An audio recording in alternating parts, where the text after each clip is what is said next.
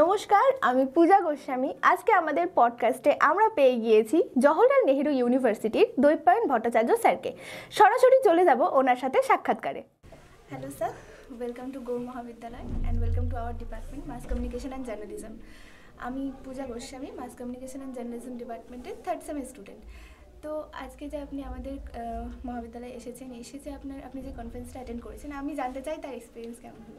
এখানে এসে আমার প্রথমেই খুব ভালো লাগলো। তার কারণ আমার কোনো অভিজ্ঞতা ছিল না এর আগে এখানে আসার, আর আমি আশাও করিনি যে এত বড় একটা কলেজ এবং এত সংখ্যক ছাত্রছাত্রী। আজকে আমি আপনাদের অধ্যক্ষদের কাছে শুনলাম যে 8,000 ছাত্রছাত্রীর সংখ্যা, সেটা একটা বিশাল সংখ্যা।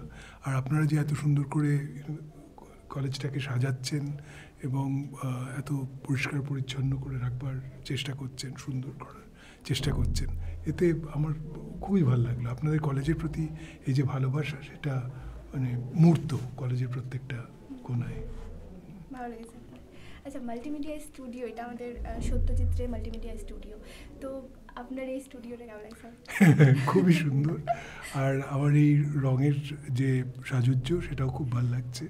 ক্রিম আর ডার্ক একটা রং দিয়ে আপনারা করেছেন, খুবই সুন্দর। ও দারুণ, খুব সুন্দর ডিজাইন। আর বাইরের থেকে খুব একটা শব্দও আসছে না, দেখতে পাচ্ছি। কাজেই চমৎকার অভিজ্ঞতা। এখানে এসে সত্যি খুব ভালো লাগলো এবং আমাদের এই সেমিনারটাও খুব সুন্দর হচ্ছে। সকাল থেকে অনেকগুলো পেপার শুনলাম, খুব ভালো অভিজ্ঞতা নিয়ে যাচ্ছি।